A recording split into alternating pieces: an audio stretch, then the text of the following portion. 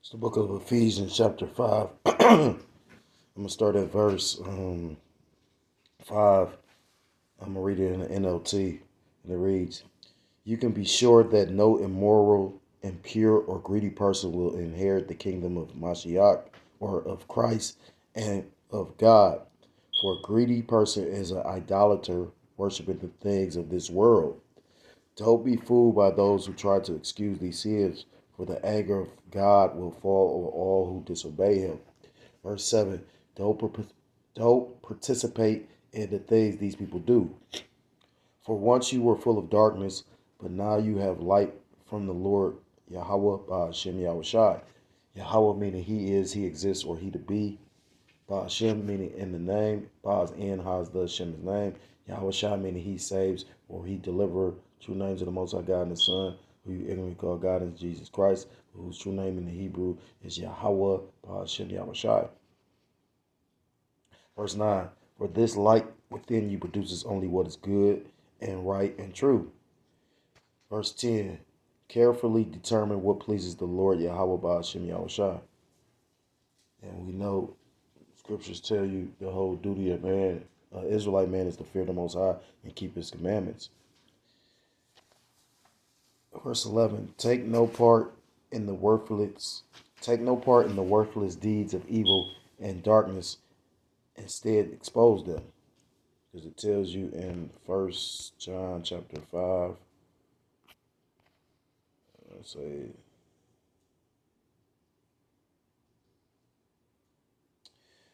1 John chapter 5 and verse 19 in the NLT, we know that we are children of the Most High and that the world around us is under the control of the evil one. I'm going to start off by giving all praise, all honor, and all glory to Loyam La Yahweh, Shem Yahushai, Shem Chakras for the thumb. I want to say double honors to the elders and to the apostles of the great millstone who do teach and rule well. I want to say peace and salutations to the Akim across the four corners of the earth, pushing the truth with faith and with sincerity, as well as risking their lives and the freedom to do so, now more so than ever. I want to say shalom to the Akim and the Akwat out there listening and learning. Lord, willingly, this is edifying. Shalom to the Israelite foreigners scattered abroad in the land of other nations, appearing like the other nations, but subscribing to this truth. To you, I say shalom. It's the brother Yawasop, and I'm coming at you with another lesson through the Spirit and through the power of Yahweh Ba'ashem Yahushai. And pretty much, I'm coming at you again with it. I basically in the spirit of doing. I got this book from the library because the elder Yashawamba from Dallas was going into, you know, inauguration in the word augur and what it basically goes back to. So I was looking for something, or the social sciences pretty much goes into, religions and, beliefs and, it's a multitude of subjects up there. And I was looking for some like stuff on the Bible and came across this book, and it was in my mind. It was all through the spirit, because when I first started the series, um, I was walking my dog, and I was listening to a breakdown of Genesis. I mean, so like of Isaiah chapter 40. I was listening to I was listening to something, and basically they. Oh, matter of fact, I was listening to a breakdown of Genesis chapter 40. So I keep saying Genesis, Salakia, Isaiah chapter 47, and pretty much the brother sounded like the brother from Houston, but he went into the same thing about our elders breaking down what the word augur means and auguration and all that. So I was like, yeah, maybe the Spirit want me to go into this. So I'm making a series out of it. Lord willingly, this is edifying. So, Salakia. So that being said, I'm gonna start back up. I think I stopped right here. It says, this is page 5 of the title of the book is "With the Witches' Almanac: Sorcerers, Witches, and Magic from Ancient Rome to the Digital Age." And it reads on page 5, although clearly an element of class snobbery is at work here, the Romans in particular lived in a heavily stratified society where patriarchs, where patricians did not associate with the plebes, and both sneered at slaves. So it was a caste system. And, pretty much they about to bring back a caste system now. It's gonna be rich and poor, and the serfs or the elite and the serfs. The sheer number of curses, the sheer number of curse tablets that have been excavated at archaeological sites across Greece and later Roman Empire indicate that low magic was very popular. In fact, it was so popular that many of these curse tablets were mass produced using standard wording templates with with blanks left for a scribe or an individual to customize with the details of the curse. And nothing new under the sun. And you pretty much got that type of shit going on today. Because this is Rome revisited or the Roman Empire revised. But their whole mindset is to basically, you know, introduce this digital technology because it was a statement Elon Musk said, and he said pretty much, this is going to be Rome revised, but this time it won't fail. It says in Roman times, curse tablets or defixio were typically made of lead and inscribed with a prayer to a god to deliver a particular remedy. For example, on a personal note, about 15 miles from where I live in the east of England are the remains of the Roman town of Vitina Icenorum. Icenorum. Icenorum. In a nearby river, a lead tablet was found asking the god Neptune to help supplicate to help the supplicant recover some items of stolen clothes. It ended with the promise that if Neptune could make the thief pay in blood, the supplicant would give the god a pair of leggings. It's a good thing that the god in question was not Triton, who had a fish tail, as the leggings would have been as much use to him as a bicycle. One of the other legacies of both Greek and Roman attitudes was that certain types of magic were regarded as serious criminal offenses punishable by death. One Greek city, and that's how you know this is Babylon the Great, because think about it. You could believe in witchcraft, you could believe it's founded on the principles and on the scriptures, supposedly. But then look at where we at today. You could worship a tree, you could worship Satan, you could be an atheist, you could just. And when you go into the scriptures say, how a seed is sown. So the idea of America goes back centuries. When you go into the Plato's Republic, the ideal of how the elites can rule from, in a position, and that's why they're creating this whole technocracy when things is going to be pretty much governed by science. I think I say that articles, they pretty much, like before Biden is getting in the office, he's signing a lot of initiatives. He's doing a lot of shit. And Trump is about to inherit a war, so let's see how that happens. How that plays out. Says one Greek city-state decreed capital punishment for anyone who used destructive pharmaca against its citizens. The definition of pharmaca in this context has been lost over the centuries, but it would appear to mean magical potions. So I believe they're trying to say pharmakia. So we can assume that the destructive variety were poisons. Sadly, accounts from the 4th century have been found of women accidentally poisoning men with what they thought were innocent love potions, showing you how fickle a woman was back then and is today. That's why, like the elder was talking about, what I believe the elder said, or one of the elders, but certain Jake, I'm pretty sure, a lot of Jake from down south. I know the head was. Well, I'm not. My roots go back to down south though. Long story short, a lot of Jake taught up not eat a woman's spaghetti. I don't think I've ever had a woman make me spaghetti. Because how fickle the woman is. A woman wants when she wants it.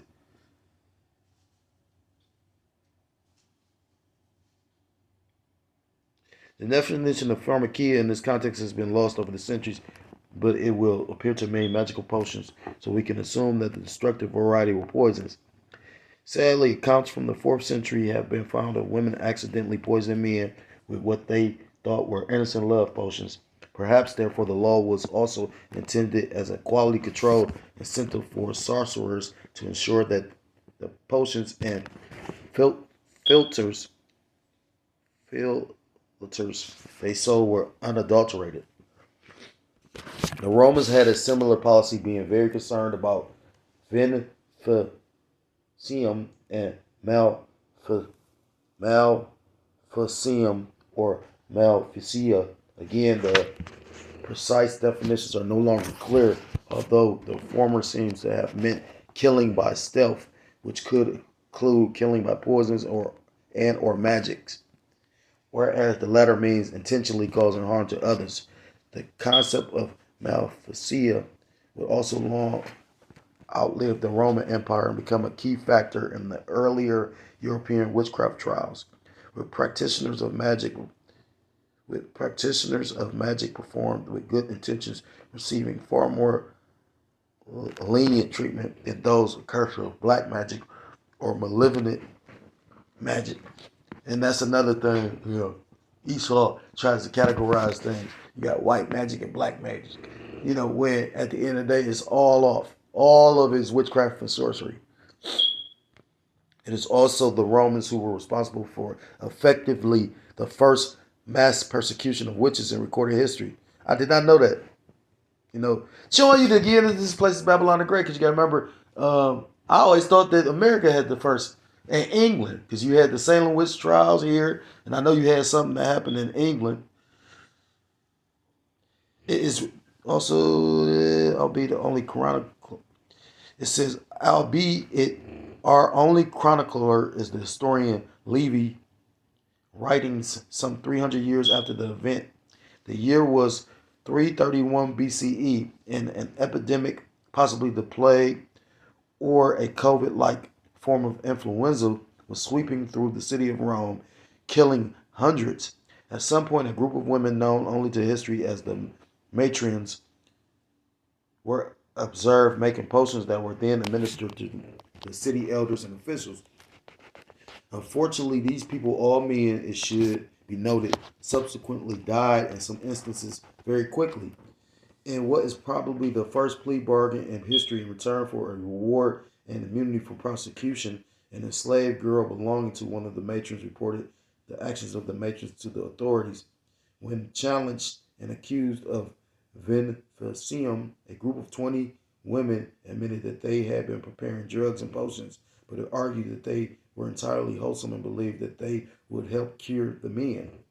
Protesting their innocence, the women agreed to drink their own medicine to prove that it was harmless. Unfortunately, it was not, and all 20 women died. What a judgment. The authorities then rounded up a further 170 women who were known to be associates of the dead woman, and they too all died as a result of drinking their own potions or being executed or exiled. Damn, that's the Lord, guys. This mass poisoning outbreak was later attributed by Roman authorities, presumably wanting to cover up an embarrassing incident, to all 190 women being insane. Yeah, that's how Esau do it. Write it off. So was it a deliberate attempt? And that just made me think about like what the elders said. These people was gonna refuse to accept the facts of us being the Israelites, with all these different things that's going on in the world. They listened, but they pride won't let them. Just imagine that. The power of the Lord. Pharaoh gave up the Israelites. Then the Lord had his pride kick in, and he went and chased them. And the Lord said he was going to do it too. So they'll never admit that we, the children of the Most High. They'd rather try to destroy us and cover it up. And that's why you're going to have that great persecution. So it was a deliberate attempt, almost a coup, by the matrons to kill off a large section of the patriarchal Roman society with poison? Or was it a well meaning attempt by women during an epidemic to find a remedy, only they accidentally created a toxic poison instead by using the wrong herbs, drugs, and dosages? At this time, aconite and hemlock, both lethally poisonous in excess, were popular ingredients in curative potions for respiratory illnesses. This would not be the last time in history that women dabbling in herbal remedies would be made into scapegoats and put to death by men. Thou shalt not suffer a witch to live. One ancient civilization I'm conscious of not having mentioned so far in Egypt were one ancient civilization I'm conscious of not having mentioned so far as Egypt. I don't know if I'm gonna read this, but it's bringing out some stuff. I thought they was going into what wrong. I might read it all. Then it's gonna go into key individuals. Then it goes into World War II and all that. It says, and it got some scripture, so I'm gonna read it. It says one ancient civilization I'm conscious of not having mentioned so far as Egypt, where magic and religion were inexorably linked for thousands of years. However, the true nature of Egyptian magical arts was not fully understood by the outside world until the 19th century, when Western archaeologists, historians, and what we now call Egyptologists started deciphering all the hieroglyphics on the statues, tombs, and pottery being unearthed in excavations along the Nile Valley.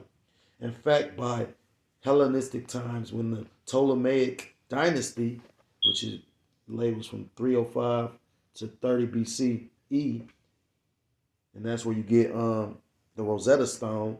Because even what's that dude, Young Pharaoh, which I heard he bugged out, called Loyam Layal Bashim Shot. Pretty much even he acknowledged the fact you gotta take what Esau Edom says with a grain of salt, because these supposed to have all this rich information and all this knowledge of Egyptology, which was written by Edomites, but at the same time, they don't have the, like he said they don't have the correct understanding of what those symbols meant. This is their biased opinion. Like they basically figured one thing out, and based on that one thing, that's why you got the Rosetta Stone. They figured one thing out, and based on that is how they call themselves deciphering the hieroglyphics in ancient Egypt. But who and what do they use to pretty much distinguish if that's the truth? And thus, what it is to have true power. You know what I mean? Like it is what they say it is. Huh? And you about to see how these devils move, because that's what they would. I can't remember who that fucking lady is, and I'm gonna start trying to get in the habit of remembering people's names. I've always been bad at that, so that ain't nothing new. But I need to grow up out of it, because that's how you actually get information across to people. I think yesterday I did one of my best camps, because I brought out a lot of pertinent and informative information, and I can cite things and say this, and I got it from here. You got to treat this like school, you know what I mean, to a degree. You know what I mean? Now, I've never been a great teacher, but I could, train and show people stuff. So back into the book, it says, Cleopatra's family. See, and that's why I wanted to read it, because I instinctively knew it was going to bring out a lot of truth, which a lot of individuals don't know. I love cutting 2/3 jakes with it, like it was this nigga woman. And the elders I know warned, don't fuck with the nigga woman. But anyhow, I remember Elder McGay, he looked at me and said, "You look like you be messing with Keisha." Oh, shit. But a lot of 2/3 don't even know Cleopatra was an Edomite woman, or Cleopatra was a title. Like Ptolemy. Cleopatra's family were ruling Egyptian or Salaki, Cleopatra family were ruling Egypt, and that's why you got the debate on they trying to say that Esau was in the land of Egypt, and then you got Jake that was in the land of Egypt, and then you got the Egyptians, that were in the land because of the fact, you at one point in time you did have Esau ruling Egypt. That's history. Well, it's mentioned in the Bible. The scholars know that for the most part. It's you stupid ass 2/3 ass niggas talk about. And I just laugh because I was talking to this nigga woman. She was up there, and I'm like, you do know Cleopatra was an Edomite, and I showed her the history, and the bitch, instead of just being like, that's why I stopped fucking with her. You know what I mean? Like, she was cool to talk to because she did know certain shit, but the Lord was not dealing with that bitch at all, and she was too prideful to let a man lightweight show her some shit. So, bitch, if you got to figure it out, she talking about the pistol gonna save her. She like, I'm a licensed to carry, and I got 2 pistols. I'm like, bitch, that don't mean nothing. You ever seen? I grew up watching Night of the Living Dead and shit like this. Like, that shit, a movie until when you looking at the world about to turn into that. You only got so many bullets. You fucking a nigga that know how to make the bullets. You know what I'm saying? Like, what happens when you ain't got no more bullets? On top of the fact, she talking about, I ain't been in the range in years. If the Lord ain't with you, you can have a fucking jetpack. You get what I'm saying? Like, you not gonna escape. Says Egyptian magic had taken on many of the features of Chaldean, Greek, and Roman magic. Now, to show you how that's funny because, so they saying that they was doing magic at the time when Cleopatra was living, which make a lot of sense. Because Esau, Edom, basically took up the customs of the Chaldeans, which the elders broke down and we know were like the elite and ruling class and the magi and the left-hand priests of that empire. And then the Greeks and Romans picked that up, and you did have Esau, Edom in the land. Now, we know the ancient Egyptians also did, left-hand shit. But that's deep. It says one further ancient civilization needs to be looked at, that of the Israelite kingdoms of Israel and Judah, along with the influence of Judaism, Mosaic law, and now what we call the Old Testament. I'm probably not going to read this.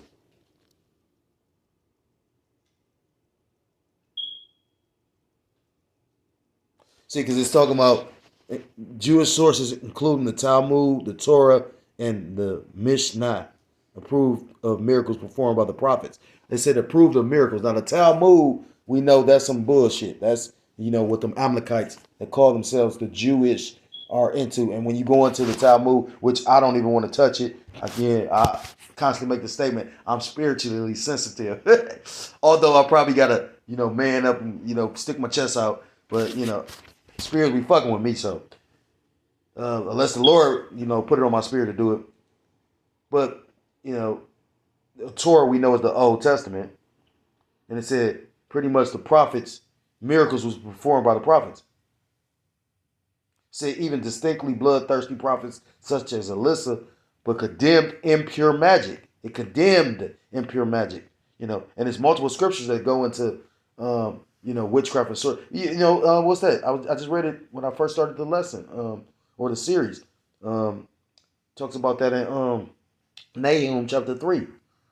About the whoredom of her witchcrafts, which is likened unto Babylon the Great. But as you can see, it don't just go back to Babylon the Great, it go back to them people. Just like Israel is a people before it's a place. It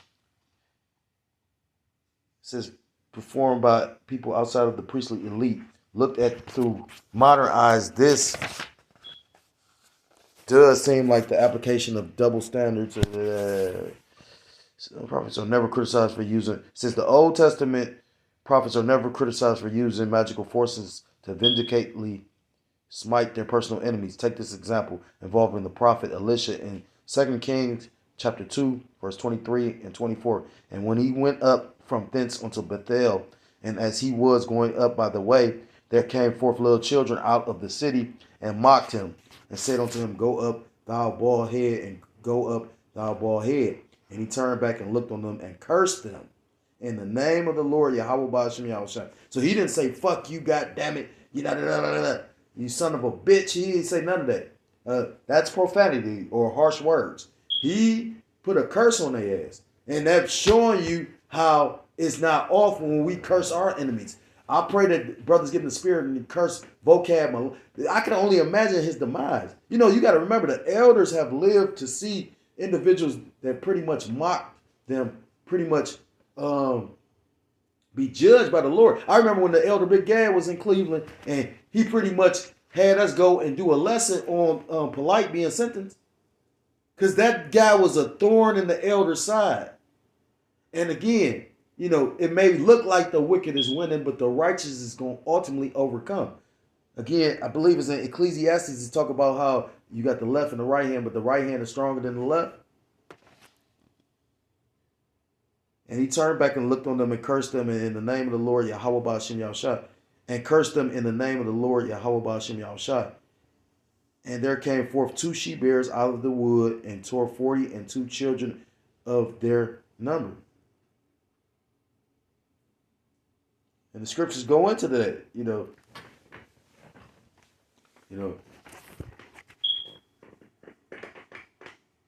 The scriptures talk about how the Lord said, do my prophets no harm, you know. Or to put it into modern parlance, as Elisha departed the city of Bethel, some naughty children followed him out his way. So this is like a revised version. Jeering and rudely shouting, the equivalent of get out of town, baldy. So they was mocking him, and he had a bald head.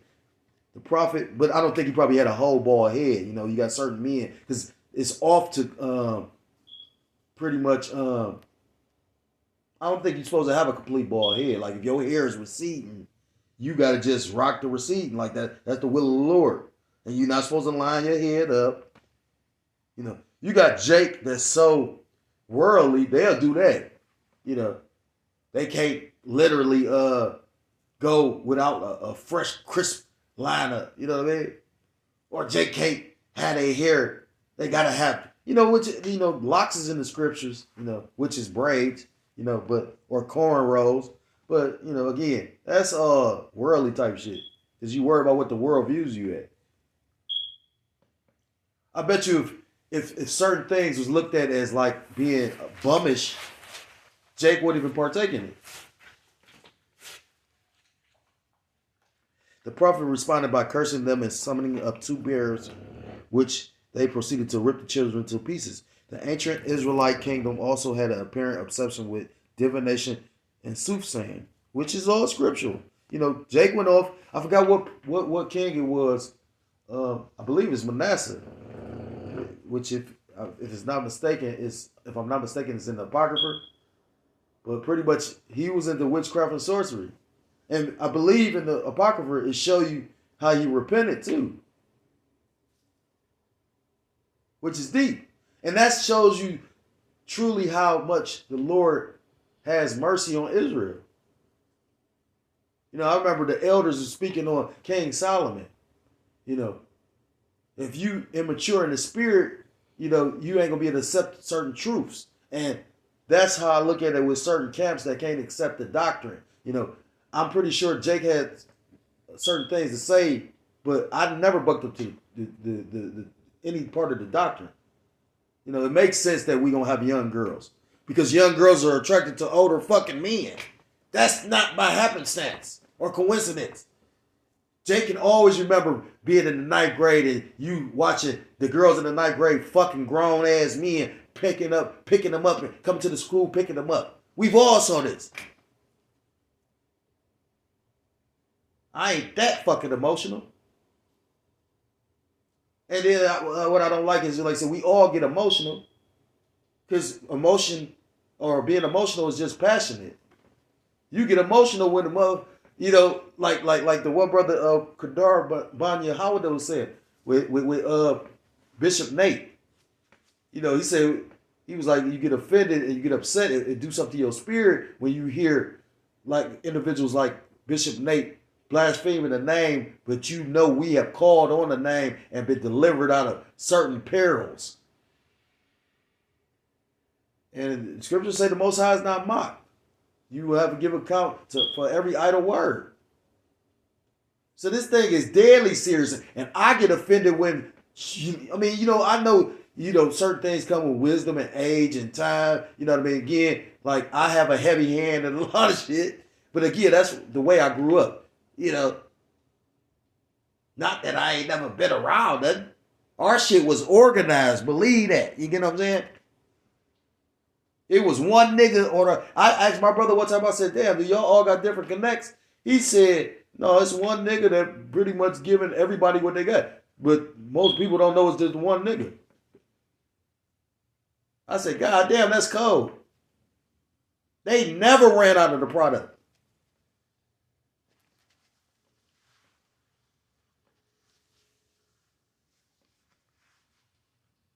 Then it come to find out we was a bunch of motherfucking warlocks.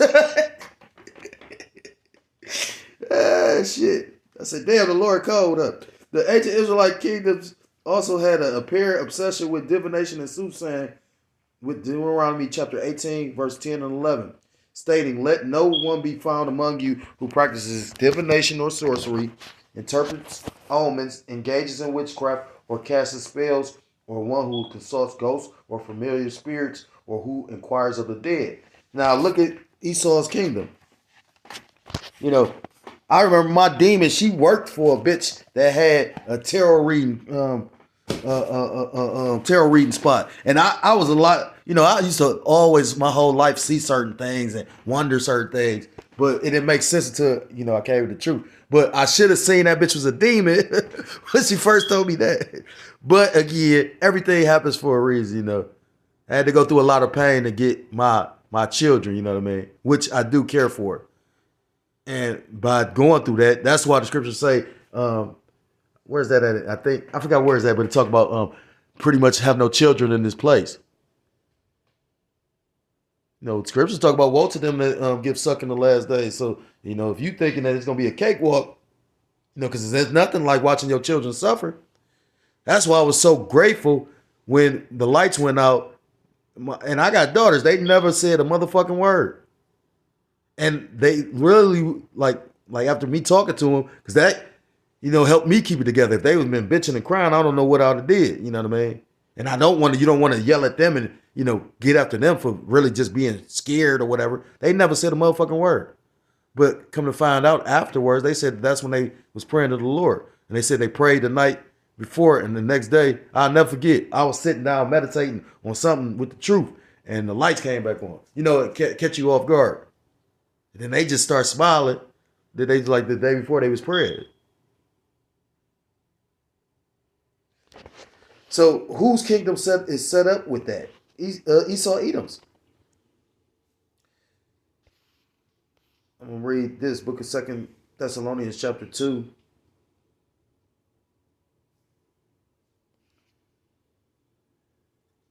And verse 3. Let no man deceive you by any means, for that day shall not come except there come a falling away first. And we've already fallen away from Yahweh B'Shem Yahushua. We trying to come back, to our power now. That's what the Lord's doing. He's, giving us an opportunity to come back, to be healed and to be preserved from this coming destruction. But, many are called, but few are chosen. And that man of sin be revealed, the son of perdition, which you go into that word perdition means destruction. It says, until there is a great rebellion against God and the man of lawlessness. Who is the man of lawlessness? That's Esau Edom. This man is lawless against the Most High. This man telling you, Noah Huel Harari. He said, he's just a God in the sky. We can do miracles better than him. The Lord gonna fuck that faggot up. And I'm gonna say it just like that. I can't stand that dude's voice. And arrogant and proud and effeminate. He make me want to go do some push-ups. Bitch. Verse 4. Who opposeth and exalteth himself above all that is called the Most High, or that is worship, so that he as the Most High sitteth in the temple of the Most High, showing himself that he is the Most High. And you got people idolizing Trump right now. You already got 2/3 of our people that idolize Esau Edom. That's the way to go. That's the way to go if you want to be led to destruction. So I'm gonna end the lesson right there. Like I said, I want to just read this whole little chapter. I'm gonna see if it's anything else in it. Cause like I said, going into Rome and them participating in magic, showing you how there's no new thing under the sun. But it talks about the digital age as well. And I was listening to this one guy, and he was talking about meme magic, meme magic. You know. So if it makes mention of that, I might go into that as well. You know. So with that, I'm gonna stop the lesson. If you're so-called Black, Hispanic, Native American, Central Indian, West Indian, or Haitian, I implore you to come back to the laws, statutes, and commandments of your power, whose true name in the Hebrew is Yahweh Ba'ashem Yahushai, or you will be destroyed. And with that, I want to give all praise, all honor, and all glory to called Loyim La Yahweh Ba'ashem Yahushai Ba'ashem Chak Book of Thumb. I want to say double honors to my elders, the apostles of the great millstone, who do teach and rule well. I want to say peace and salutations to the Akim across the four corners of the earth, pushing his truth with faith and with sincerity, as well as risking their lives and the freedom to do so. Now more so than ever. I want to say shalom to the Akim and the Akwak out there listening and learning. Lord willingly, this is edified. Shalom to the Israelite foreigners scattered abroad in the land of other nations, here like the other nations, but who subscribe to this truth. To you, I say shalom. So next time I'm able to cover another lesson.